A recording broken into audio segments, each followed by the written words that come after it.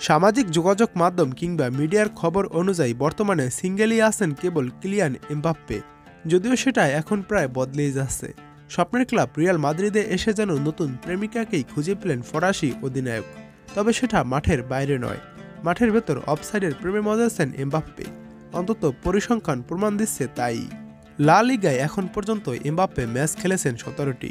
পরিসংখ্যান বলছে 17 ম্যাচেই এমবাপ্পে ধরা পড়েছেন অফসাইডের জালে, করেছেন মাত্র 10 গোল। তবে গোলের চেয়ে তার অফসাইডের সংখ্যাটা প্রায় 3 গুণ। এখন পর্যন্ত সব মিলিয়ে 29 বার অফসাইডের ফাঁদে পা দিয়েছেন কিলিয়ান এমবাপ্পে। শুধু বার্সেলোনার ম্যাচেই সেই সংখ্যাটা দাঁড়িয়েছে 8-এ। শেষ ম্যাচে ভ্যালেন্সিয়ার বিপক্ষেও 4 বার আটকা পড়েছেন এই অফসাইড ট্র্যাপে। এই ফাঁদে পরে বাতিল হয়েছে তার দারুণ একটি গোলও। আর তাতে রিয়াল মাদ্রিদ সমর্থকরা এমবাপ্পের গোলের পর উদযাপন করতে গিয়ে নিজেদের সামলে নিয়েছেন। বারবারই যেন তাদের পড়তে হয় ওই ভ্যালেন্সিয়ার ম্যাচের মতো বিড়ম্বনায়।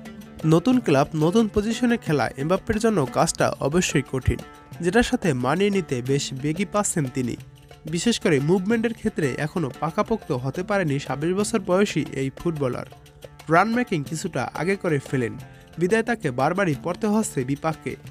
প্রতিপক্ষ ফুটবলাররাও এমবাপ্পের এই অফসাইড প্রেম ভালোভাবেই ধরতে পারছে, আর তাই তো সেই সুযোগটাও নিচ্ছে ভালোভাবেই তারা।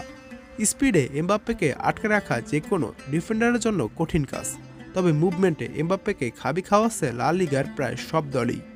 শুরুটা এমবাপ্পে যেভাবে করেছেন মাদ্রিদে, সেখান থেকে ধীরে ধীরে ফিরে আসছেন। রিয়াল সমর্থকরা এবার অপেক্ষায় অফসাইডের সাথে এমবাপ্পের বিচ্ছেদের। তা যত শীঘ্রই হবে ততই মঙ্গল রিয়াল মাদ্রিদের জন্য, সেই সাথে এমবাপ্পের জন্য। আর এই বিচ্ছেদে এমবাপ্পে হয়তো খুব একটা মনোকষ্টে ভুগবেন না, বরং সাদরে আমন্ত্রণই জানাবেন।